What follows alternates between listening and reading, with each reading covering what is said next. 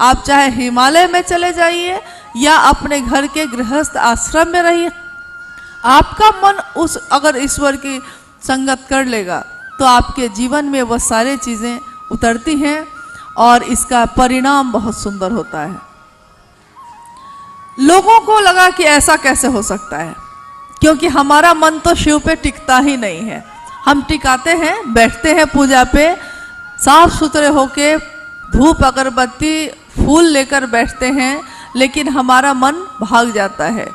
ऊपर से तो दिखता है कि देखिए कितनी श्रद्धा से हाथ जोड़ के आंखें बंद करके भगवान की पूजा कर रहा है कोई, लेकिन वो आदमी जानता है कि उसका मन कितनी देर भगवान पे टिका है, उसका मन नहीं टिकता।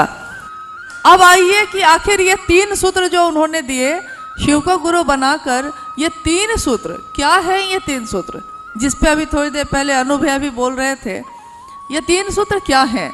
क्योंकि कोई भी बड़ा उद्देश्य जब हम अपने मन में संकल्पित करते हैं और उस काम को करने की दिशा में बढ़ते हैं, अगर उस काम को करने का तरीका नहीं आएगा तो उस मंजिल को आप प्राप्त नहीं कर सकेंगे जिसकी दिशा में आप बढ़ रहे हैं।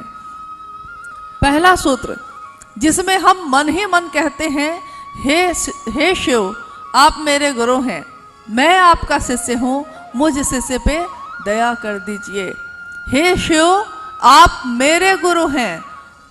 हर शब्द इसका समझने और अनुभूत करने योग्य है कि हे शिव यानी ईश्वर को कहा जा रहा है, आप यानी आप, मेरे गुरु यानी मेरे अपने, आप अभी तक ईश्वर हैं, भगवान हैं, सबके लिए हैं, लेकिन जब तक आप मेरे लिए नहीं होंगे, सिर्फ मेरे लिए नहीं होंगे, आदमी का स्वभाव है वो उसकी परवाह नहीं करता।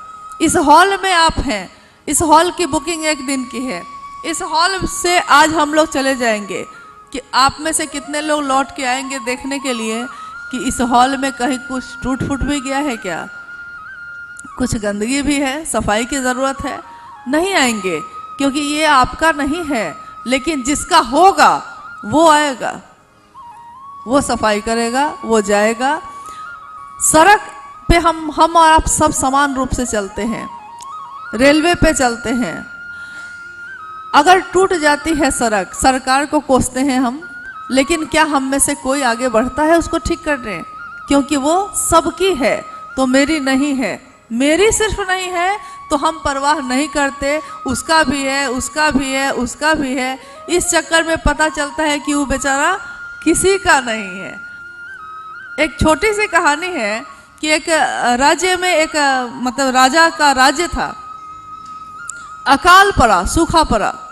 राजा ने मुनादी करवा दी कि पंडित को बुलवाया, ज्योतिषी को बुलवाया, उन लोगों ने राय दिया कि अगर आपके राज्य के का एक एक व्यक्ति एक बहुत बड़े कुएं में जो राज्य के बीचों बीच स्थित है, एक निश्चित समय पे एक एक लोटा दूध उसमें डालेगा और जब कुआं दूध से लबालब भर जाएगा तो ईश्वर प्रसन्न हो जाएंगे और आपके राज्य का अकाल सूखा खत्म हो जाएगा।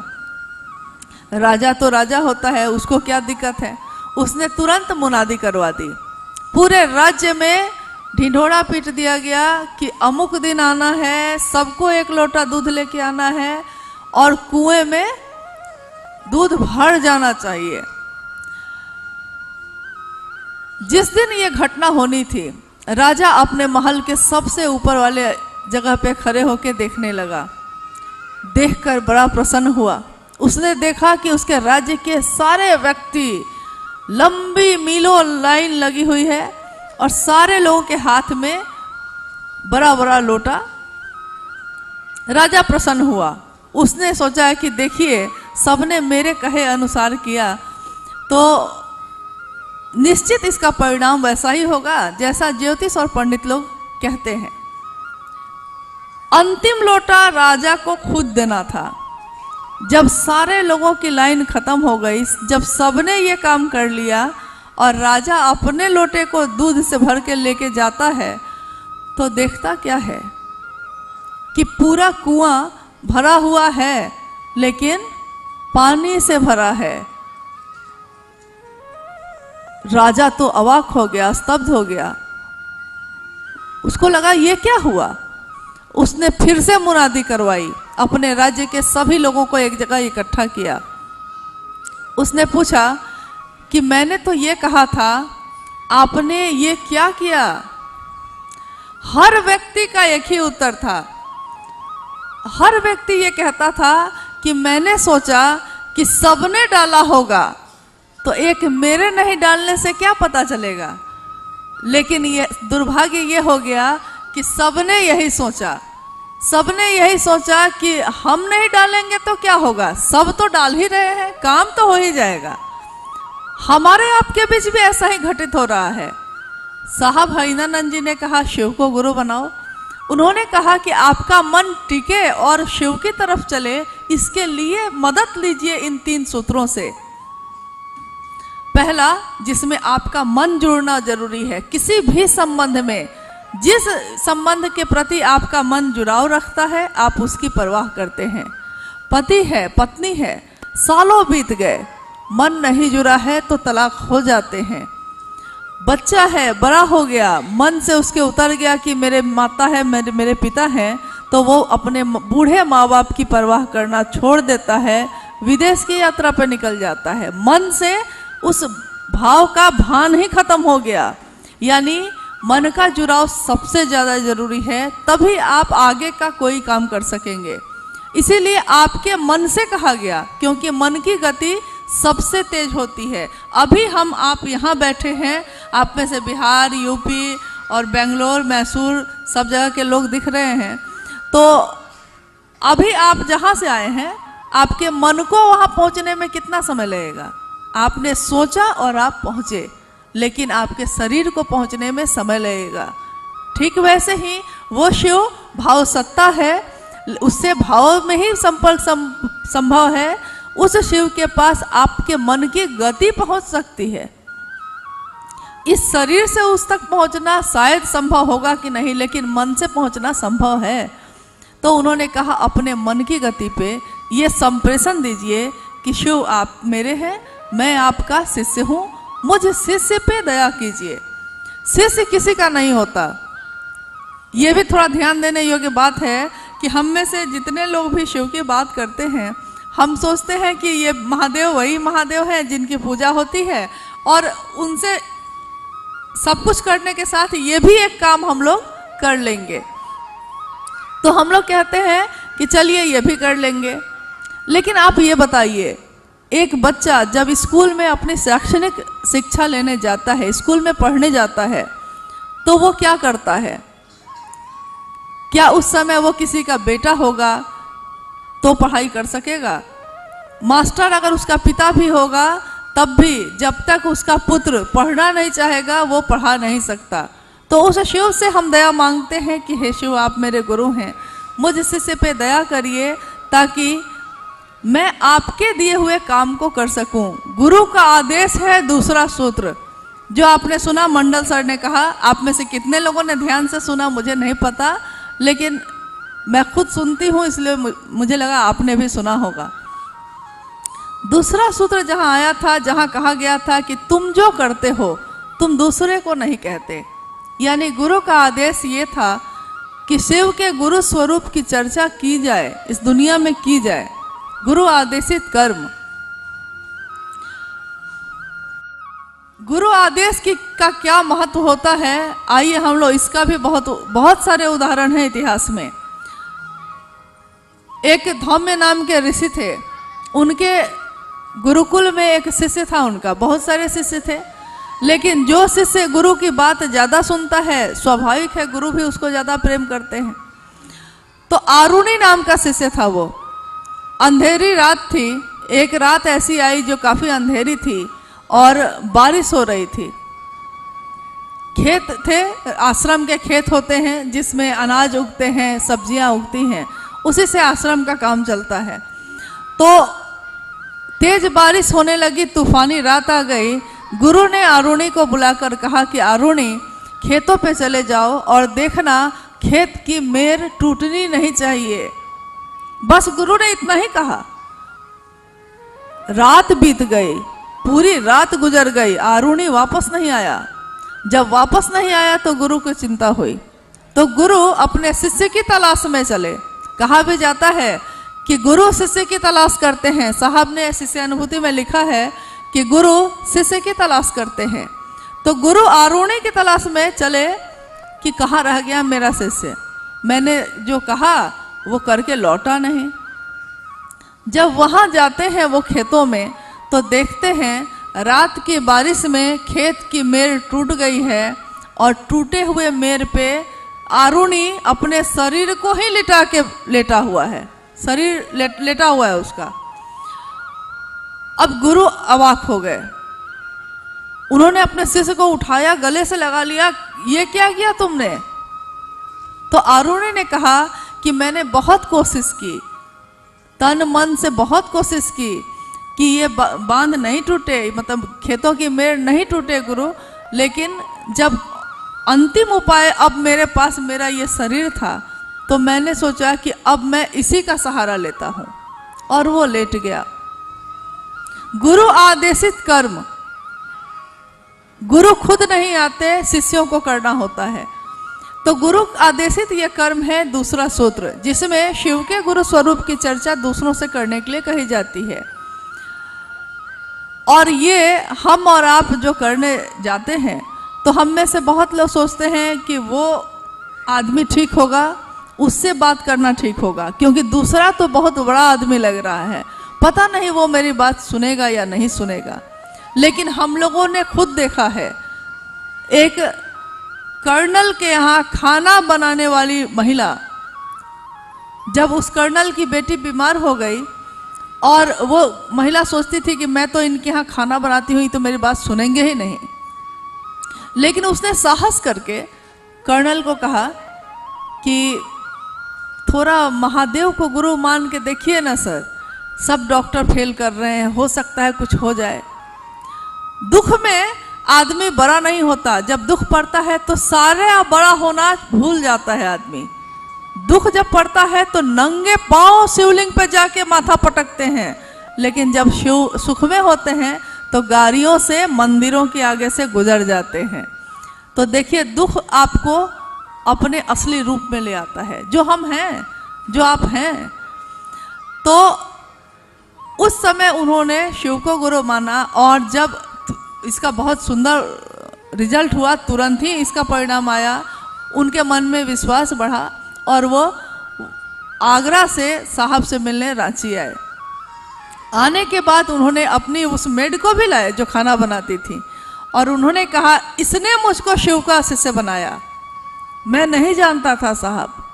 तो आप नहीं जानते कि आप किसको कहेंगे और कौन आपकी बात मान जाएगा, आप नहीं जानते। आप कभी ये मत सोचिए कि कौन मानेगा कौन नहीं मानेगा। आपके गुरु सबसे बड़े गुरु हैं, आपके गुरु में बहुत ताकत है, हमारे में ताकत नहीं है। एक इंसान में सीमित सामर्थ्य, सीमित शक्तियाँ होती हैं, लेकिन आपके गुरु सीमित नहीं हैं, जिनको कहा जाता है ज्ञान के निधि अगम। अब तो कुछ बोलिए, ज्ञान के वो अगम निधि हैं आपके हमारे गुरु। उस गुरु को तीसरे सूत्र में प्रणाम करते हैं हम आप। नमः शिवाय महामंत्र है, महामंत्र से ही प्रणाम कर लेते हैं। प्रणाम भी मन ही करता है, चलिए मंत्र का सहारा ले लेते हैं, लेकिन भाव मन में प्रणाम का होना भी जरूरी है। आपने सोचा है कि शिव चर्चा में कोई कर्मकांड नहीं है, कोई कर्मकांड नहीं है, कुछ भी अलग से कोई प्रक्रिया, कोई क्रिया नहीं है। मात्र ये दो सूत्र तो आपके मन में ही करने हैं, आप कहीं भी कर सकते हैं। दूसरा सूत्र जो है, पहला और तीसरा सूत्र मन में करना है, दूसरा सूत्र व्यक्ति का व्यक्ति से जुड़ाव करता है। और इससे और भी काफ़ी सारी चीज़ें होती हैं।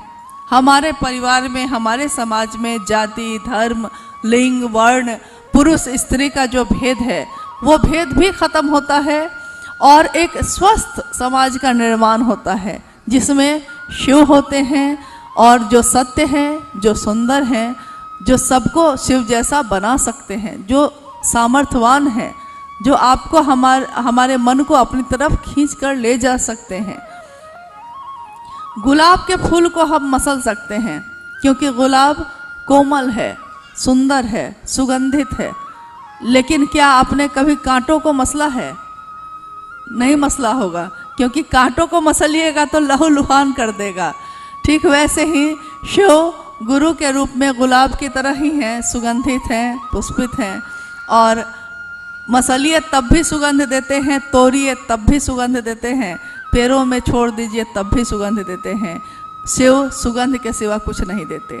हमारे आपके जीवन में जो शिव गुरु बने हैं, हम सब अपने गुरु पे थोड़ा अभिमान करें, क्योंकि अभी तक हम लोगों ने सब पे अभिमान किया। मेरे पास गाड़ी है तो अभिमान है, मेरे पास बड़ा घर है तो अभिमान है, मेरे पास बड़ी दुकान है तो अभिमान है। लेकिन मेरे पास सबसे बड़ा गुरु है, इसका अभिमान हमको कब होगा?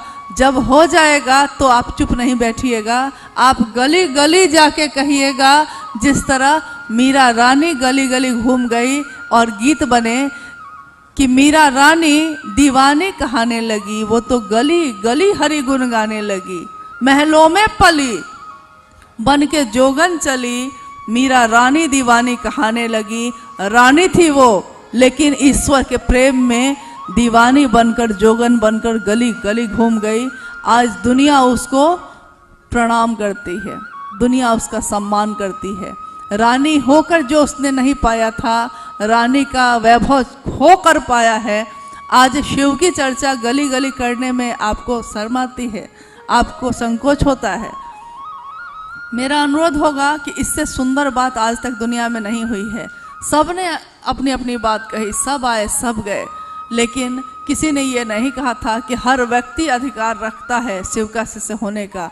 किसी ने ये नहीं कहा था कि शिव तुम्हारा अपना हो सकता है, उतनी बड़ी सत्ता वो मेरी हो सकती है। ये कभी मेरे जीवन में नहीं आया था। आज जब आया है तो आइए हम सब उस शिव की ओर चलें, उनको अपना गुरु माने और लोगों को प्रेरित करें। कुछ समय पूर्व अभी जब साहब यहाँ आए हैं, उससे 4-5 दिन पहले हिमाचल प्रदेश से पहली बार कुछ लोग आए। उन्होंने कहा कि हम अभी अगर हम तक कुछ गुरु भाई लोग नहीं पहुँचते तो हम लोग अंधेरे में ही भटकते रहते। हम नहीं जानते थे कि इतनी सुंदर बात भी होती है। हमने तो हिमाचल का सौंदर्य देखा था, हमने तो हिमाचल की सुंदरता देखी थी, लेकिन मन की और इस आध्यात्मिक दुनिया की भी कोई सुंदरता होती है, इससे हमारा जीवन अछूता था। हम लोगों ने कहा उनको कि आपसे यही अनुरोध है कि जिस तरह कुछ गुरु भाई आपके पास गए तो आपने ये पाया है, आपसे अनुरोध ये है कि आपकी प्रतीक्षा में भी लाखों लोग हैं, आप भी आगे बढ़िए, आप भी जाइए। शायद उनके जीवन के अंधेरे को आप दूर कर सकिए, क्योंकि पैसे से या सामान से आप किसी की मदद 1 दिन कर सकते हैं, 2 दिन कर सकते हैं, जीवन भर नहीं कर सकते। लेकिन अगर उसके जीवन में शिव गुरु हो जाएंगे तो उसका जीवन कट जाएगा, वो खुद अपने जीवन को काट लेगा।